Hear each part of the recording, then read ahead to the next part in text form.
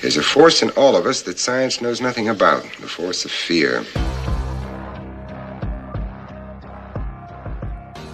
Welcome, everyone, to Induced Fear. I'm your host, Oscar, and with me, I have Zach, a.k.a. Darth Ravens. Let everybody know what you do. Hey, well, thank you for having me, dude. This is super exciting, something really new for me, so I'm very excited. But yeah, so I am on YouTube. I do pretty much everything nerdy, but more so related to Star Wars. I do reviews on high-end custom lightsabers.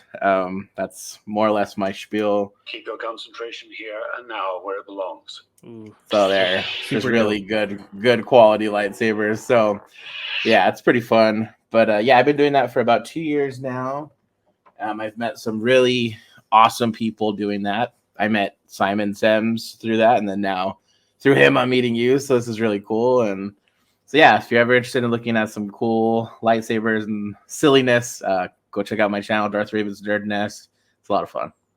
Yeah, from what I saw in your videos, it's like top quality. It's not just like you sitting in front of like a cheap cam. Yeah, no, I appreciate that. It's been a grind. 2 years. My first video was literally me from my lunch break. I got a cheap Ultra Sabers and was just hyped because I saw so many cool people filming. And then after I did one, everyone's like, "Do another one," and then time went on, and before I knew it, here we are 2 years later, and it's been an awesome journey for sure. That's super dope. Yeah, I used to have a really good saber. I forget which Sith it belonged to because I don't know if you knew. You listened to the episode with Simon. I used to cosplay as well back in the day. Oh, that's awesome. So I created my own Sith character, and I had like a saber and all that. Dude, unfortunately, I sold that saber. I wish I always kept it, but it happens, man. I mean, yeah. Trust me. I have gone through in about 2 years. I've gone through about 42 sabers.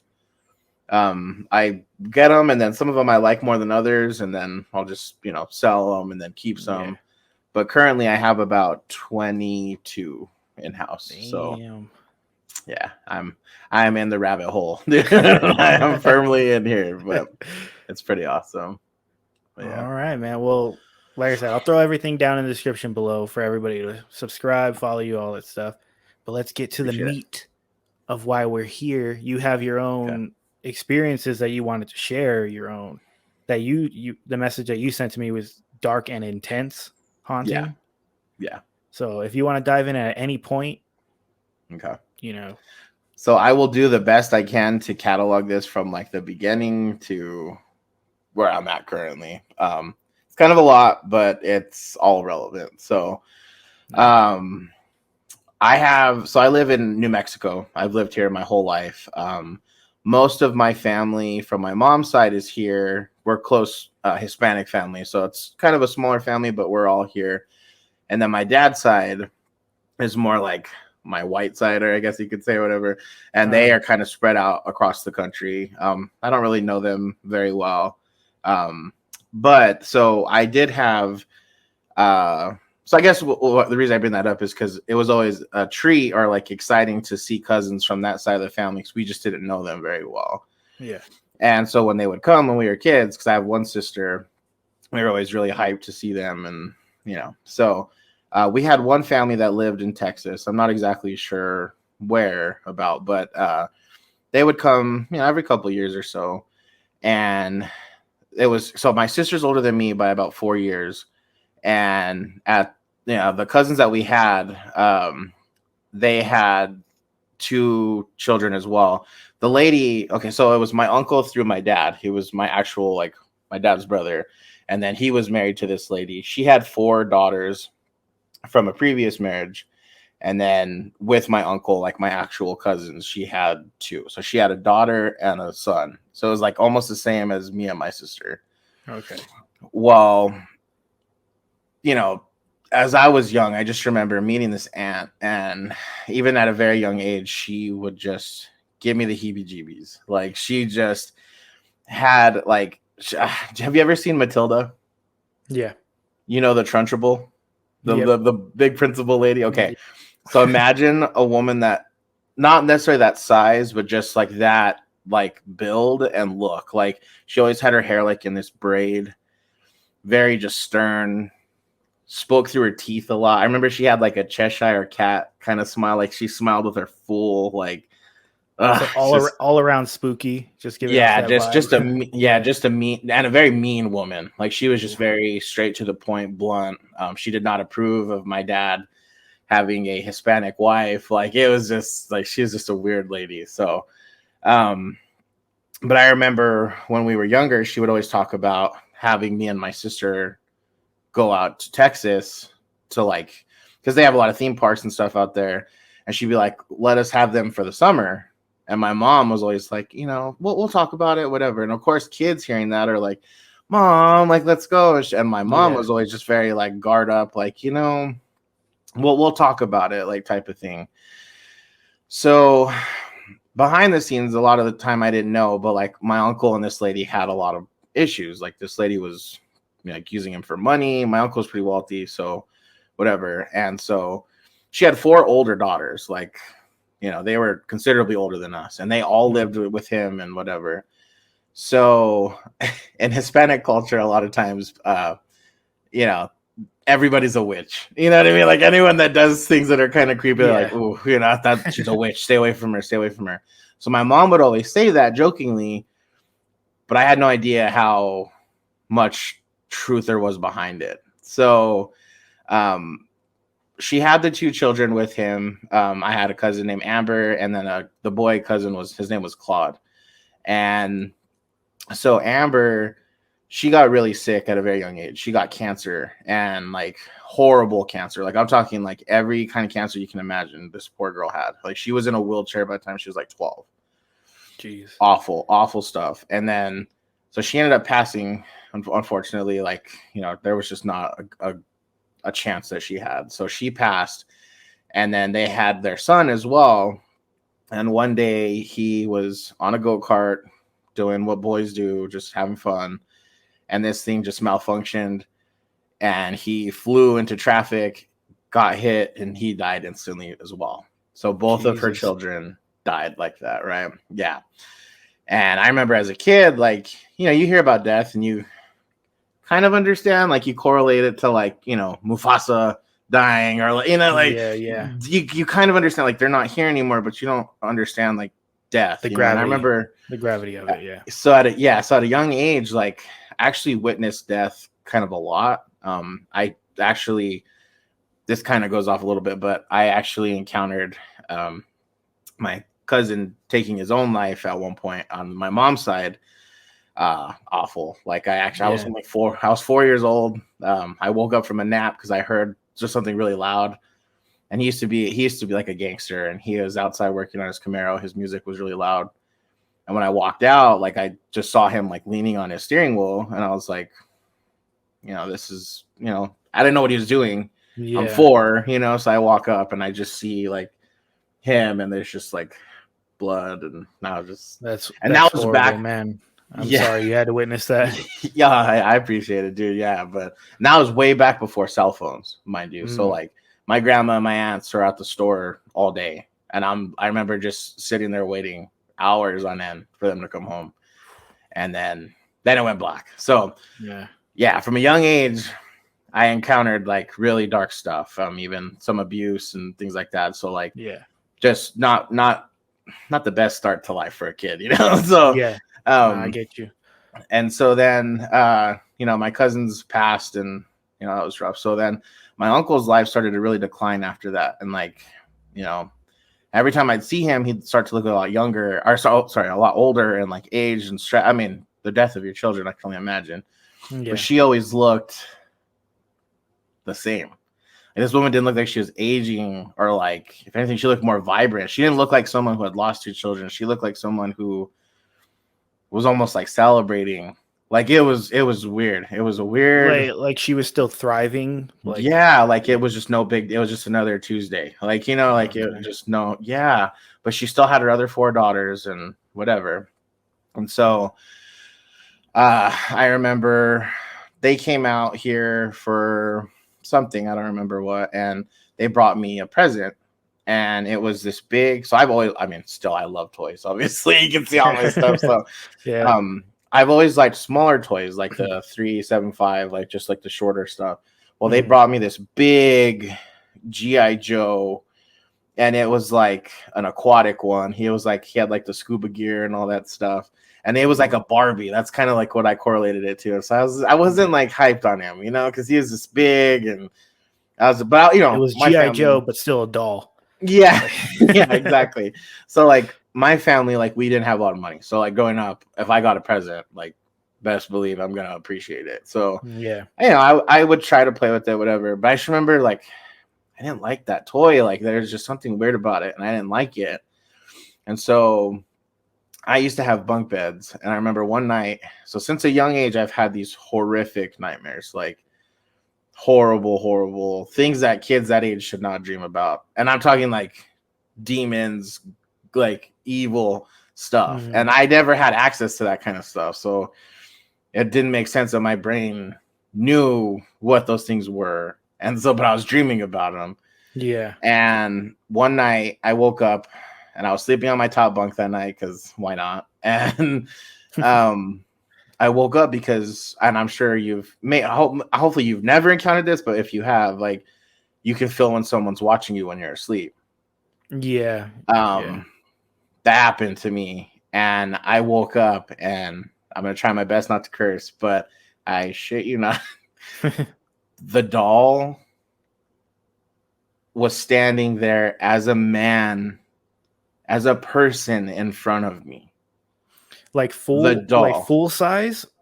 Like it wasn't a doll. It was the man that the doll was based on was standing in my bedroom with bright, like I'm sure you've seen Star Wars, when their eyes go yellow for the Sith, Yeah.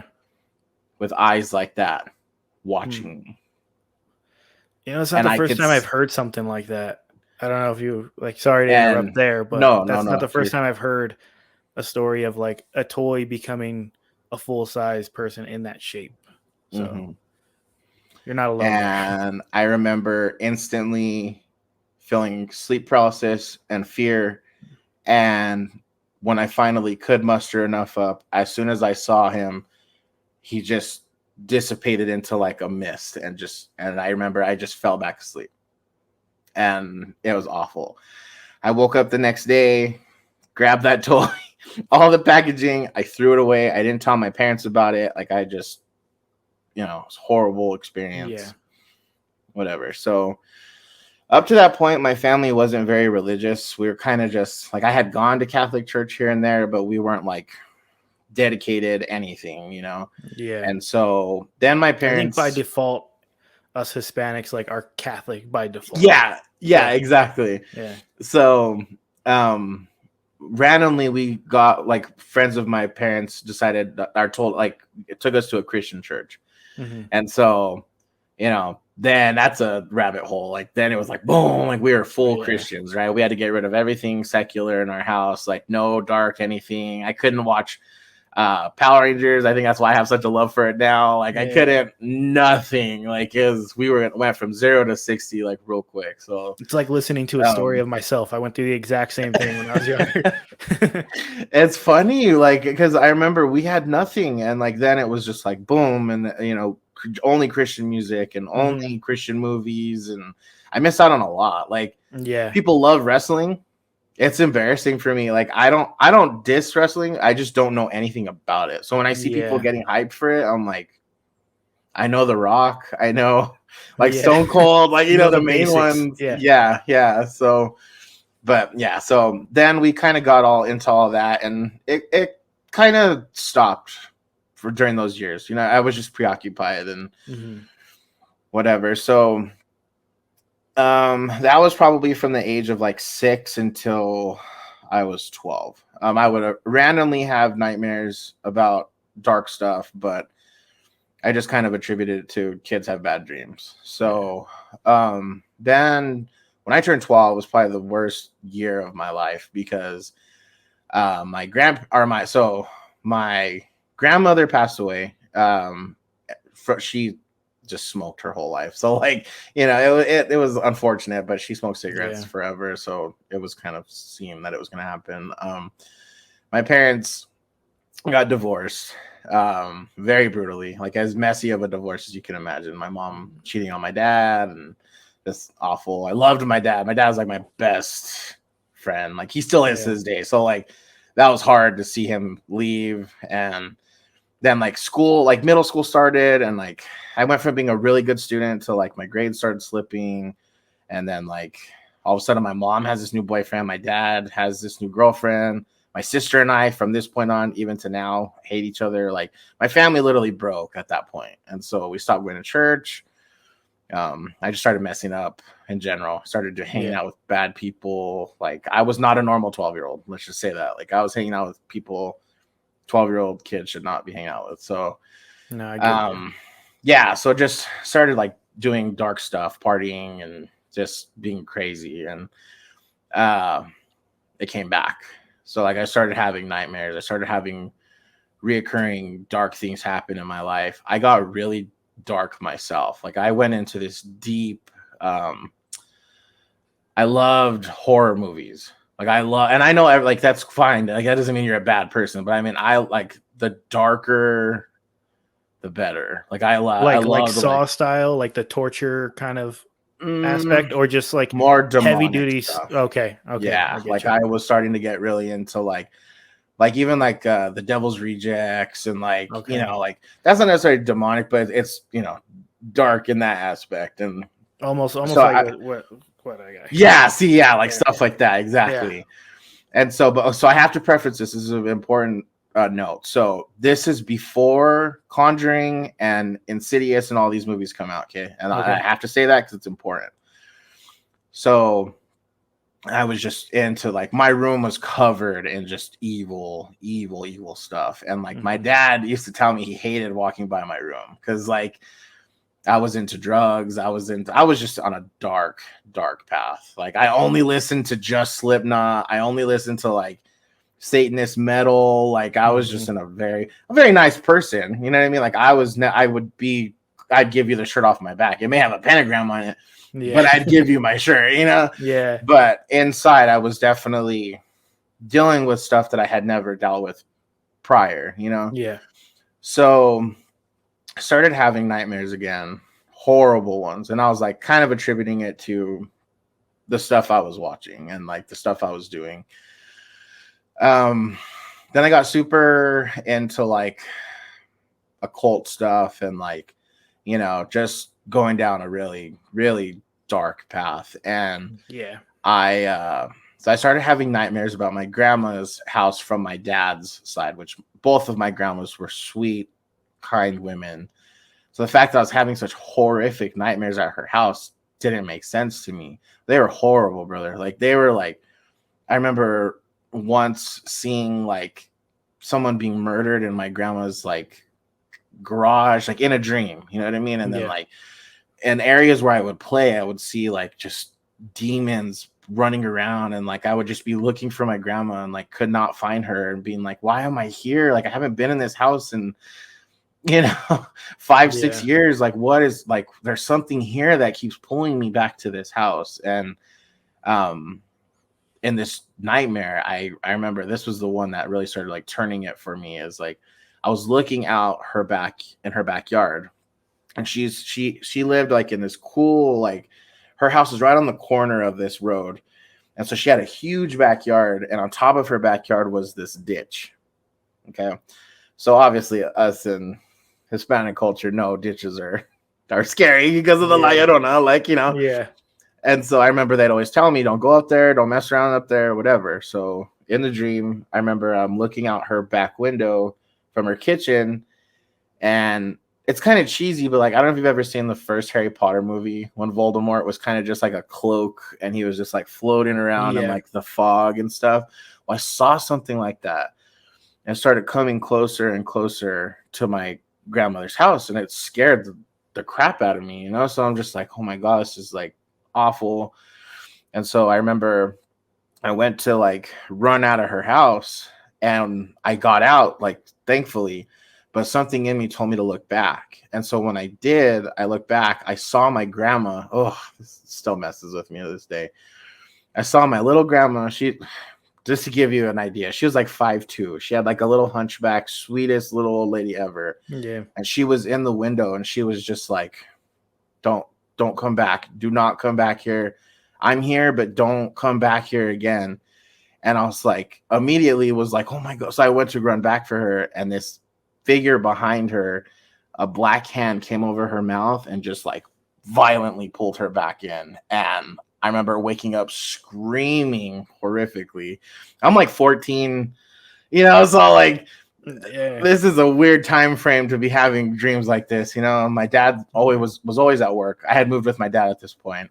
So he was gone, and waking up and you're still seeing all this evil stuff in your room, it's just like, God, man, like this messed up. So my dad and I ended up moving, and we moved into this new house. And I remember it was like a fresh start. It was like, I was excited. Like, it was like our first official house together since moving away from my mom. Like, it was supposed to be a fresh start, Yeah. And I remember, like, we had nothing. Like, my poor dad, my mom gave him nothing when we moved. So like, I remember when we moved in, I had like blankets as a bed, like, like that was it. And so, but we were happy. Like, we were happy to have our own house. And so first night we're there, I fall asleep. I remember I had a little box TV, and I was watching Avatar: The Last Airbender. It was like the first season with the water, and I was like, I was just as happy as could be, dude. I was just like, here we go. Like, this is going to be a good turning point for us. And so I remember I fell asleep, and under my door, I could see something flickering, like in my sleep. So I see like something like, and I'm like, this is weird. And then I notice like smoke starts coming from underneath my door. And I'm like, oh my God, like something's on fire. So I get up and I go and I open my door, and the way it was is my bedroom door looks straight. So it's like in an L. So straight forward was the kitchen, and then this way was like the hallway down to my dad's room. All right. And the kitchen's on fire, like roaring, crazy, just out of control fire. And I'm like, oh my God, like this is insane. And there was this little girl standing in the hallway, and she was like, come here, like, and I'm like, oh my God, like this is too much, and so she was like, come here, come on. And so she goes into this closet, she closes the door, and I'm like, okay. So I open it up, and she's in there, and she's hanging from the closet. Jesus. And then I wake up, and I'm like, these dreams are, why is this happening? So my dad and I speak to, because when we moved into this house, it was an older house, but it was redone on the inside. So like, it looks completely different from everyone else's house on the street, because it was redone, new tile, new everything. So it was a beautiful, beautiful home. And we're just talking, and the owner said something about, there was a little bit of damage from a fire in the kitchen. And I was in my room, and I heard him say that, and I was like, what? And I remember I was like in disbelief. I was like, this cannot be happening. Like, and so I just stand like at my doorway, and I'm listening, and he's like, yeah, the owners had a little girl that lived here before too, but she ran away and they never found her. And I'm like crying in my room, dude. Cause I'm like, oh my God, like, what are you talking about right now?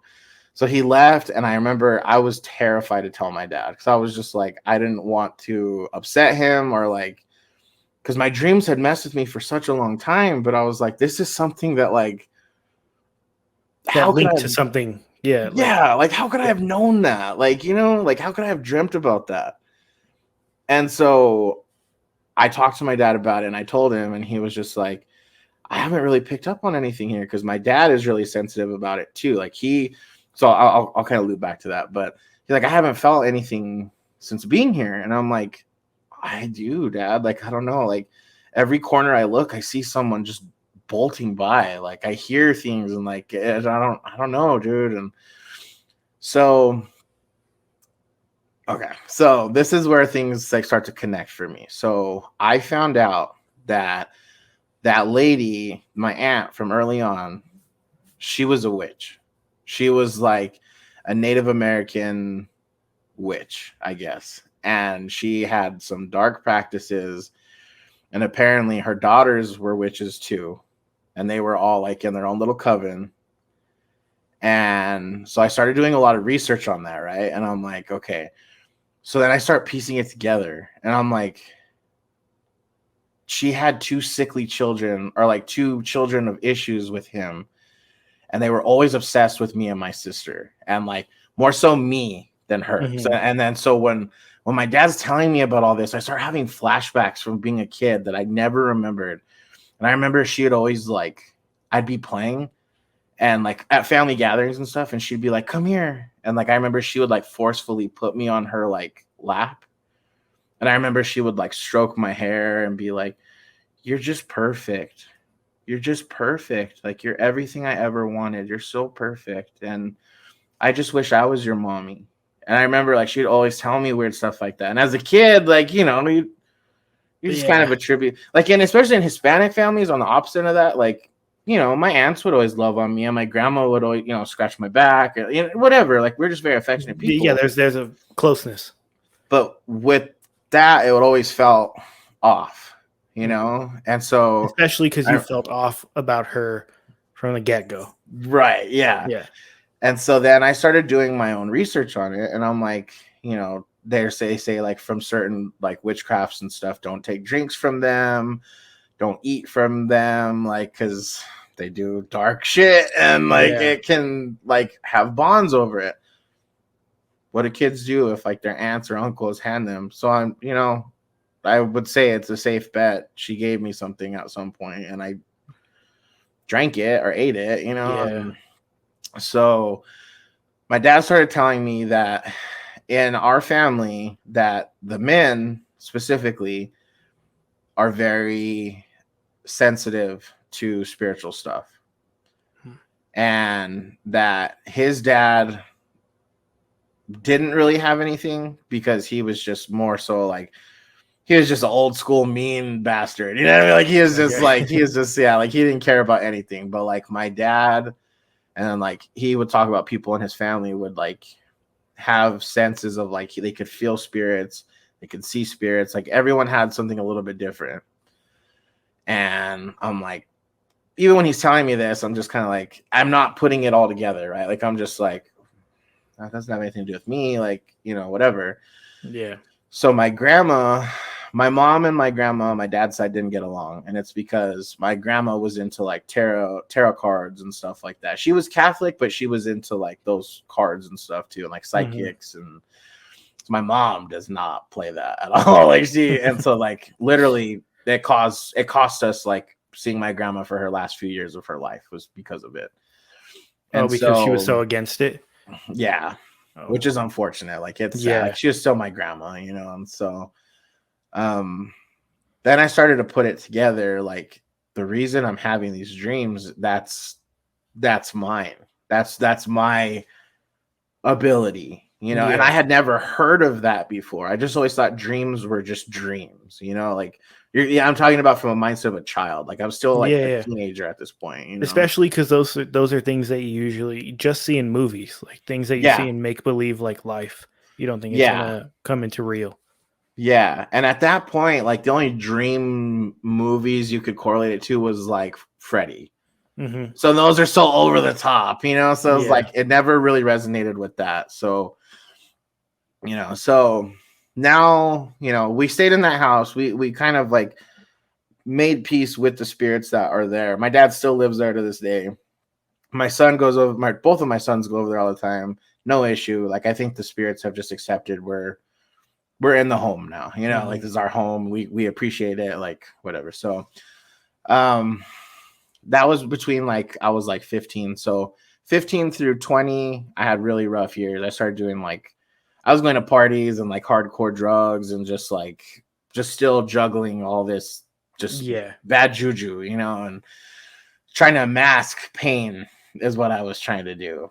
And I noticed in my dreams they were getting worse, and I just kind of just was one of those things. I was just like, I guess this is just me. Like, this is just something I'm stuck with forever. I can't do anything about it. And so I remember I was at a rave one time and I was pretty messed up. And I remember at the rave, I started seeing, this messes with me, but I started seeing spirits at the rave while I was there, controlling these people like puppets, doing all these drugs. Whoa. And I remember it scared the living hell out of me. Like, I was like, because I was messed up, absolutely, but like, it just didn't make sense what I was looking at. Like, I'm like, they're moving in the movements that these people are. And they were like gathered in like places, and like they didn't look like your typical horn little like tail demons. They were just like, they looked like trash bags, just like this floating black smoke. And it was just the weirdest encounter ever. So that's when I stopped going to those. Then I just started doing like drugs at home, like still hardcore stuff, but just kind of more so at home. That's when things really got bad. I started losing a lot of weight. I started looking horrible. I didn't go home for like 2 years. I was living with some friends, and just really dark period of my life, dude. Just not good. So one day I just decided to get sober. I hate saying that because I know for a lot of people it's not that simple. But I just wanted to make that choice, and I did. And so a friend of mine, his parents loved me and were very gracious. They allowed me to go to their house and just die, essentially, because I detoxed, and it was the most painful experience of my life. And, you know, I've been clean for 13, 14 years now. So it was wild. So hell yeah, man. That's awesome. Thank you. Yeah. And so then I started getting my life together. I got my driver's license. I got my high school diploma. I got my first job. It's like, you know what? I'm gonna make the most of my life. Because up until that point in my life, I always just felt like I had no value or use in life. Like, I just always felt like some dark thing was always over me, you know, and like I just never felt like there was much. I was never gonna leave an impact on this planet, you know. And so I reconnected with a friend of mine from school, from like middle school. And this kid, man, like, he's still my best friend to this day. You know, he had dropped out of school and had issues too. And when I saw him again, the guy was getting his medical assisting certificate, and like he was making good money, and like, you know, he was just a very positive person I needed at that time. And so he brought me back, dude. He brought me back to just having fun. I was actually felt like a 20-year-old kid again. Like, you know, like I was actually, for once, I was where I was supposed to be doing stuff, you know, and like it was a good time period for me. But I still was having horrific nightmares, right? And it was still, just like I said, it was one of those things. I started to think like this might just be gonna be here my whole life. Like, I don't know. My faith in God, I had basically turned off for a decade because I just had so much other things happening that like I just didn't have the mindset to even go at that, you know. And so so this is where things reach like critical mass for the dream thing. So it had always just affected me, had never affected anybody else. You know, so one night my friend and I had been out doing crazy stuff, just having fun. And we come back home, and, you know, he passes out on the floor, and I'm, you know, passed out in my bed or whatever. And I remember I was having a really bad nightmare that night. Like, this was probably one of the worst ones. So in the dream, I have to be very descriptive with this. Okay. So in the dream, I walk up to this stone cabin, and it's completely made out of just like rock. Right. And the forest is very quiet. There's just a very light breeze. There's no noise at all. and the cabin has this bright red door on the cabin, right? So I walk up to it and I open it and I walk in, and it's just like a church, but not a good church. Like, it's like there's pews, and up at the, where someone would preach, like there was the raised like stand, and then behind them there was a fireplace, and it was like embers, like something had just happened. Like I had just missed something, right? Mm-hmm. The windows were not windows, like they were just cut out, but the breeze was blowing through, so like you could see leaves, I could smell the embers. Like I was there, and I'm like, this is, here we go. At this point, I already know when dreams are gonna get really bad, so I'm like, here we go. And I'm walking through this church, and it's just like eerie, and I know someone's in there with me, and I just can't find where this person is, and like it's just weird. So then I come back to where I first walk in, and I see there's a staircase, and it's going straight down, and the farther down it goes, the darker it gets because the shadow, and so I, of course, walk down the stairs, and as I get to a certain point, there's like a wood railing along the wall, and there's a girl sitting there, and she's kind of like this, holding onto the beam, like on the floor with her face covered. And I am like a caring person, so I go to talk to her or speak to her, even though I shouldn't. And she gets up and like starts coming after me, and then I wake up, right? And I'm like, and my best friend's like shaking me. He's like, "All right, bro, are you okay? Are you okay?" And I'm like, covered in sweat, and I'm crying profusely. And he's like, "Are you okay?" And I'm like, I don't want to freak him out because he really doesn't like horror movie anything stuff, right? Yeah. So he's like, that's why we were best friends, because we were polar opposites. Like he was still church going, like whatever, and Mr. Dark over here. So like we were good fit, and like I didn't want to freak him out, so I was just like, yeah, dude, I must have just been having a bad dream. And I remember him looking worried, and he was just like, "You sure?" And I'm like, "Yeah, I'm good, dude." And he's like, "Okay, I'm gonna go pee really quick. I'll be back." And I'm like, "Okay." As soon as the door closed, I forcefully felt myself get pulled back into sleep immediately. Like I've never fallen asleep like that. It felt like it was against my will how I fell asleep. Yeah. And I was right back in the dream. Same area, same everything. And I'm like, at this point, I am terrified, dude. Like, I'm like, in my dreams, I've always been scared. At this point, like, I am like, I've never had this happen. And so I'm like, oh my God. And I run back up those stairs, and I'm back in that like main congregation area.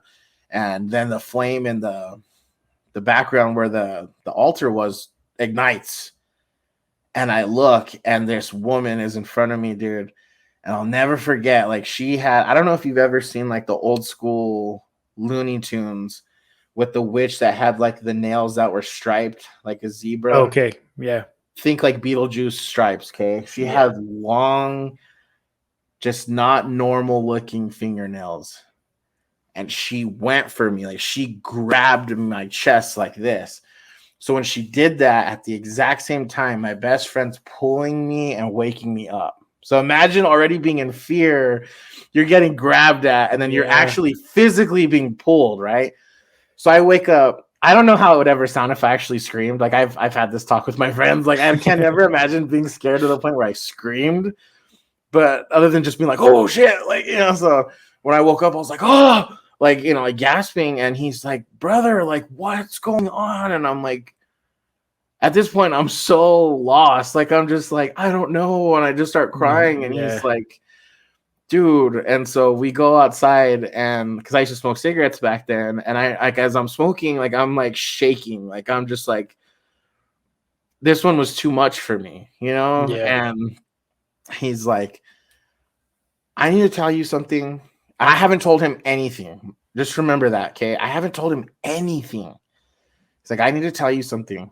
And I'm like, okay. And he's like, last night, all night, he's like, there was a woman in your room with us. He's like, and she kept bargaining with me if she could have you.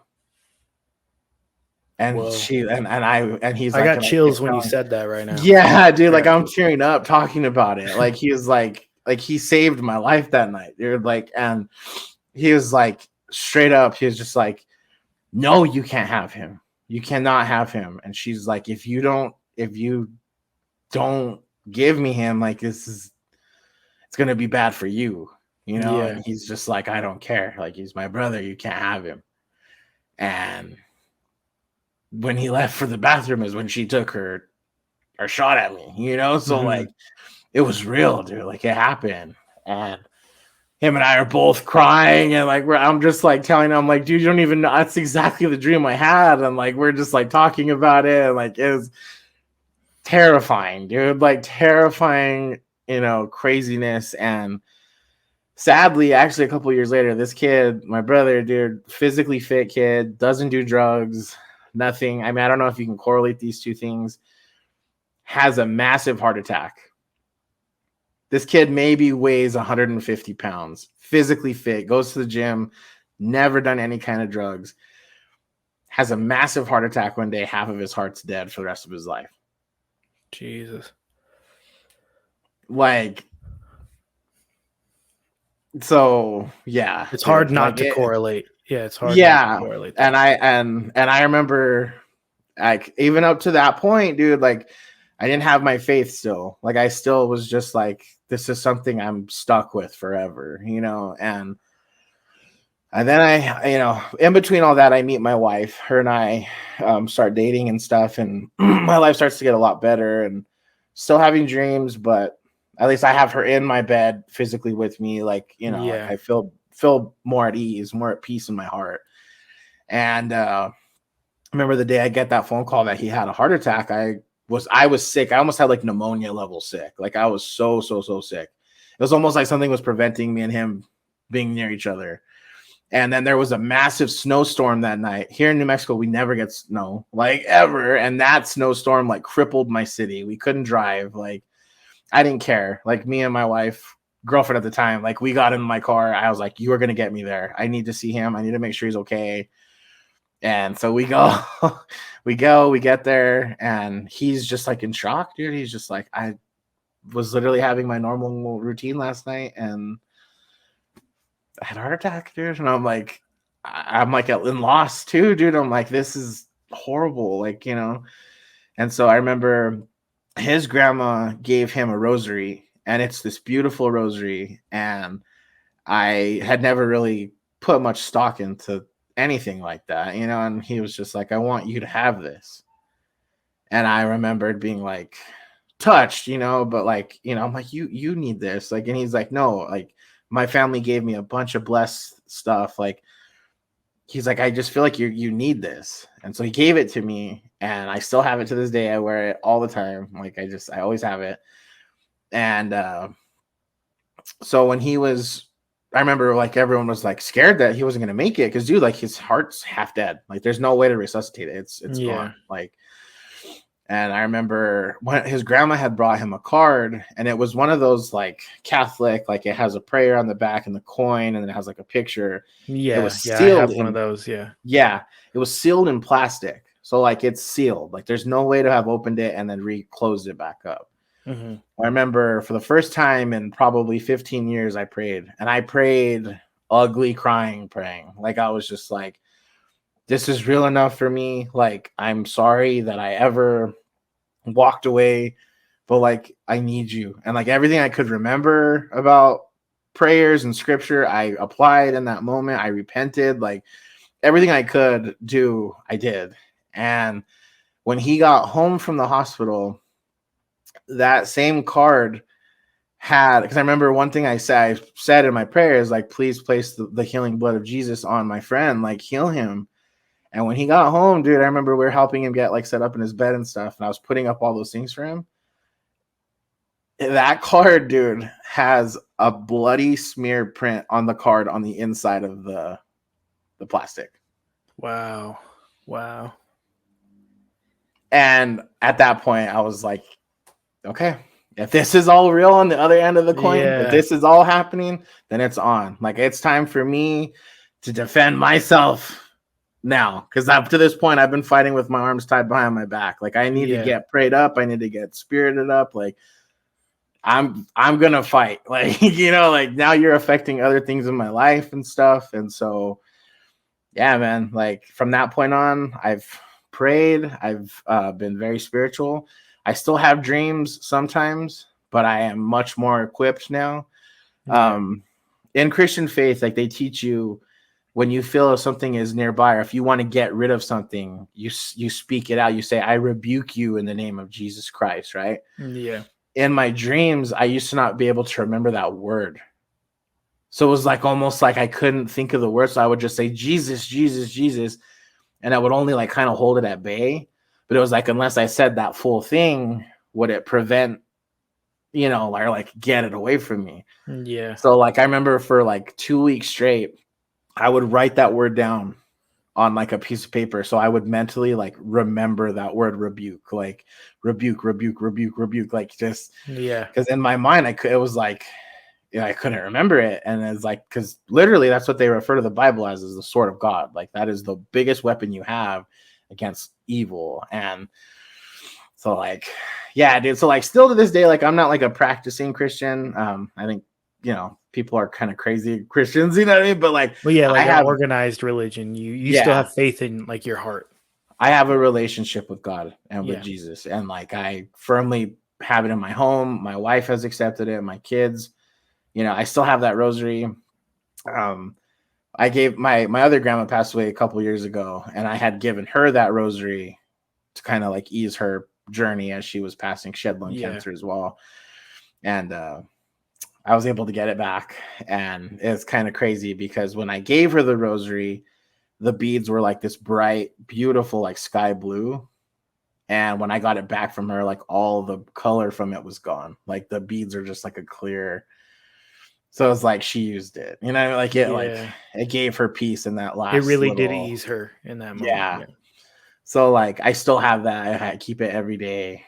My family knows like that rosary means a lot to me. So like, but yeah, man, like it's like I said, it's still something I kind of deal with. I dream about it sometimes and stuff. But when I said earlier that it was important that I notate like that Insidious hadn't happened yet, is because that was the very first time I was ever able to have someone tell me what I was doing.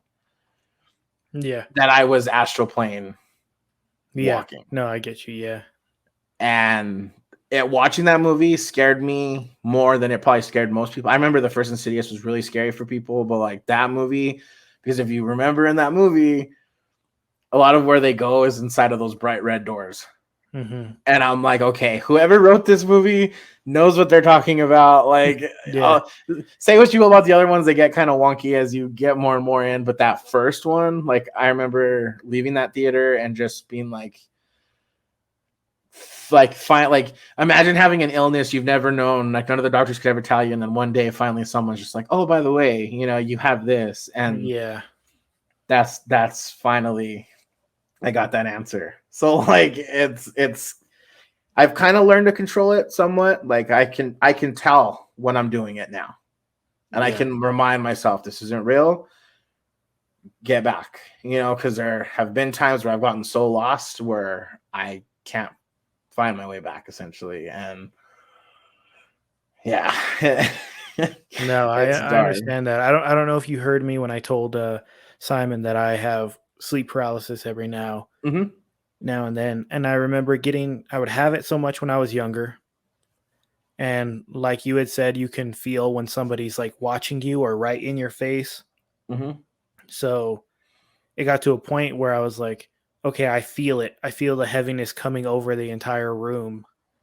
What I'm not going to do is I'm not going to turn and face this thing. I'm going to not give it any power. Like I'm just going to ignore it. The more I ignored it and the more that I didn't give it power, made it easier to just break away from that paralysis. So I get what you mean there, where you like, I understand in that aspect. Yeah. But yeah, spiritual stuff is nuts, dude. It's they say it in church all the time that there's spiritual warfare around you at all times that you just can't see. You know, and it's like now I firmly believe that, dude, because I remember my dad telling me one time that I remember he woke up and he was just in this horrible mood, and I kept like trying to ask him what was wrong, you know, like, you know, there's grumpy dad, and then there's like he was pissed, like every little thing was just irritating him, and I was like, what's going on, like, you know, and he was just like, I don't want to freak you out. He's like, but I had a dream last night that this demon was just like on top of me, and I had like two of them just holding me down, and that the devil literally came in the room and was like, give me your son. And my dad was the same thing. He was just like, no. And they were torturing him. Like they were cutting him, burning him, scratching him, stabbing him, showing him horrible things, making him sick, all in his bed, dude. And he was just like, I'm never going to give him to you. I'm never going to give him to you. And like, that was years before any of this had happened. And so I remember like just being like, oh, my dad had a bad dream. Like, you know, like that's terrifying, dad. Like, you know, but, you know, and then like even my mom, you know, she still goes to church and stuff. And she tells me all the time, like, you know, she'll call me when I'm having a bad day. I don't even have to like say it. And she'll be like, are you okay? And I'm like, yeah, I'm okay. She's like, you know, are you sure? Like, you know, are you sad today? And I'm like, a little bit, you know, and I'm like, how do you know? You know, like it's like both of them are very sensitive to what, and I've had to learn how to be very strong against it. Like, and there are days, dude, I'm weak. Like I don't have like I have a big personality, dude. I like to make people laugh. I love to make people feel happy. Like but I also have a very dark side too. Like if I'm mad, I'm a very angry person, you know what I mean? So it's like it's a balancing act, and I don't know. I almost sometimes feel like I'm split 50-50. Like I feel like I'm very happy most of the time, but there's just this other part of me from like the pain of things that I've been through that sometimes I don't have the facade to like, oh, you know, I'm happy. Let me tell you a joke today. Like, you know, I completely get you. Yeah.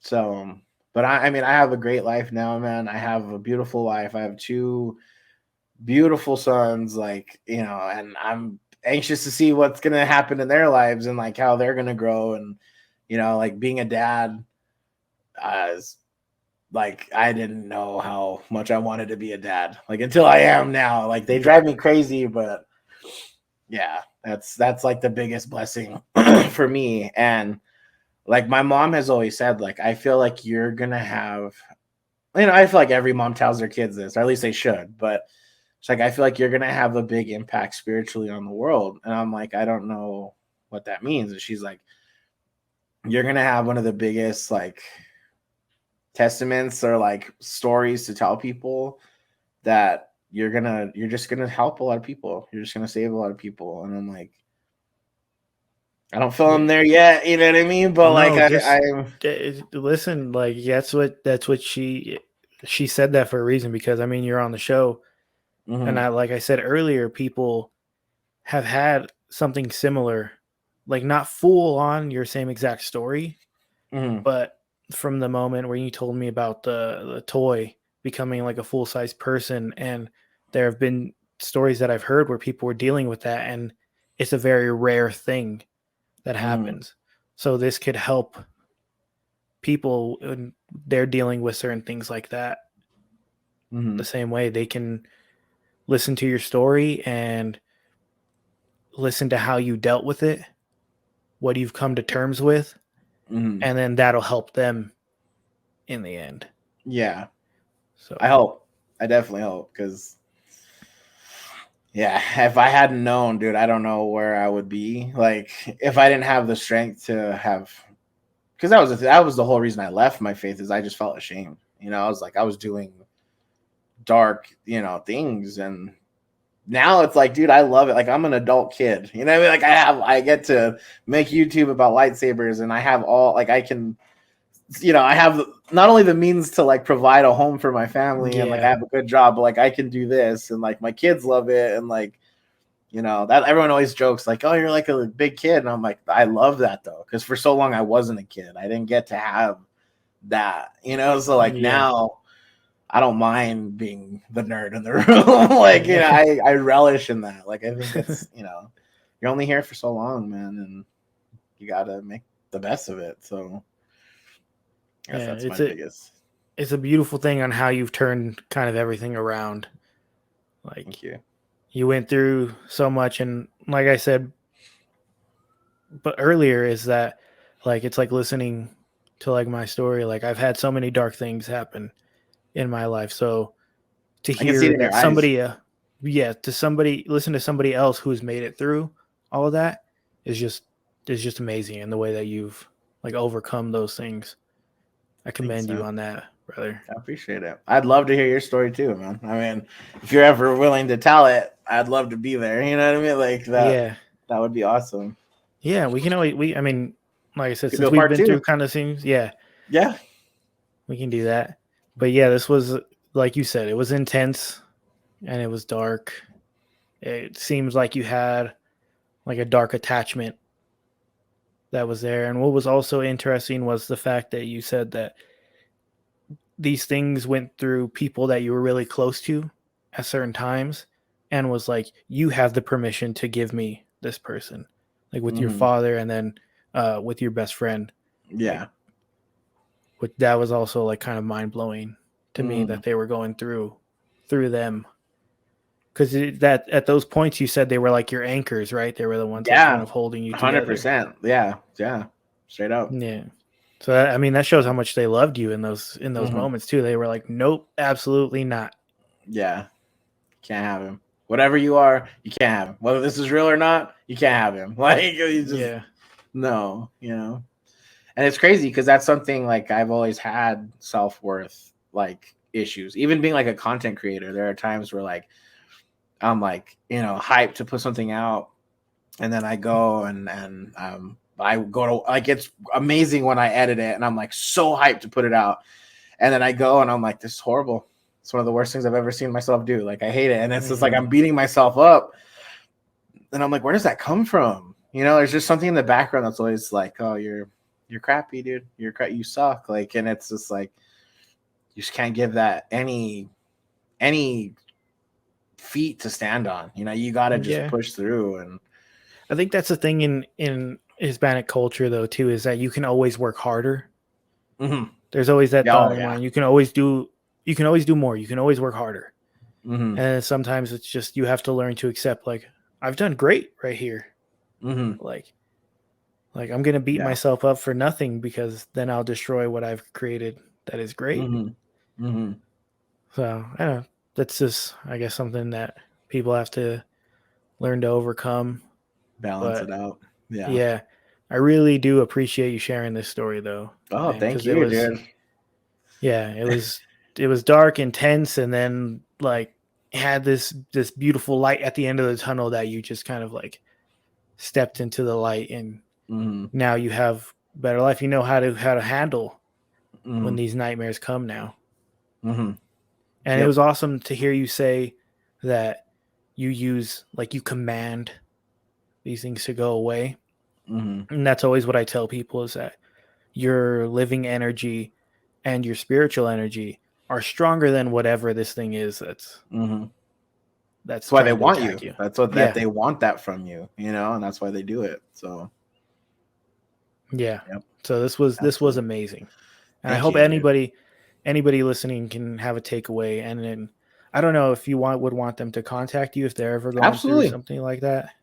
Absolutely, dude. I love meeting new people. Like that's where I do believe my mom is. Like, that's one thing I absolutely love, making new friends. I love hearing people's stories, like whatever it is. Like, I just like to help people, like that's just, that's my purpose, is a healer or whatever you want to call it. Even if I don't know how to help, I just like to listen and, just No, I get that on the same way. Like, Yeah. what was it? Like a couple of days ago, there was a homeless woman in the middle of the road, asking for some help, and I was like, I don't have any money, but here's a lemonade. And her Yeah. response was like, it's not about the money. She just said, I just want to be acknowledged, and you're somebody who acknowledged me right now. So I get what you mean there. Like, my whole point was like, I don't have this to give you, but I can give you this. I can talk to you for a moment. Yeah. That's beautiful, And, dude. We need more of that right now. Like, yeah, definitely. So this is great. I'm happy that Simon came on, and then you came on through him. Like, this was this was awesome. Yeah. So dude, what I'll do is I'll have all of your contact information and stuff like that in description below for the audio version, and then for the YouTube version here. If you can let everybody know where they can find you. Yeah, absolutely. So yeah, on YouTube, I'm just Darth Ravens Nerd Nest. Just pretty much if you do Darth Ravens with a Z, it should just pop up. I've been around for like 2 years now, so it should. Okay. And then on Instagram, it's the same, Darth Ravens Nerd Nest. That's pretty much it. I have a Facebook, but I'm not very active on it. And if you want to contact me, Instagram is the best way to go about it. Yeah, you're not on TikTok yet? I have a TikTok, but my Lord, I feel like a boomer, man. I don't know how to do it. I just like to go watch crazy dumb stuff, but I'm there, but I don't know how to use it. So all right. But yeah. Yeah. So everybody listening, you know where to find him, you know how to contact him. You can do that. I'm gonna get into contact with somebody who they have another podcast, Belief Hole Podcast. Okay. And they have actually talked about, they're the ones who brought up the story of the toy coming to life and becoming a full person. So I'll contact them to see if I can get information. Okay. And then see where we can go from there. dude. And I'm all about this. So like anything else you would like me to be a part of, I would be honored, dude. Like this is a big part. I have a Ghostbusters tattoo, dude. Like I love spiritual stuff. I'm a very spiritual person. So I would be more than honored to do anything to help you out. Yeah, we'll figure something. Maybe we'll do like a haunted like YouTubers. I'll just get a couple of YouTubers and it'll be a full on like panel with a bunch of them. I love that, dude. Yeah, that'll absolutely. be dope. But to everyone listening, you can also send in your stories to me at inducedfearpod@gmail.com. Look up Induced Fear Podcast everywhere else. And you can send in your stories. I'd love to share them. If you want to be on the show, let me know. Or I can just tell your story for you. But don't forget to ask questions and face your fears. Thanks for joining me and Zach on Induced Fear. Bye, folks.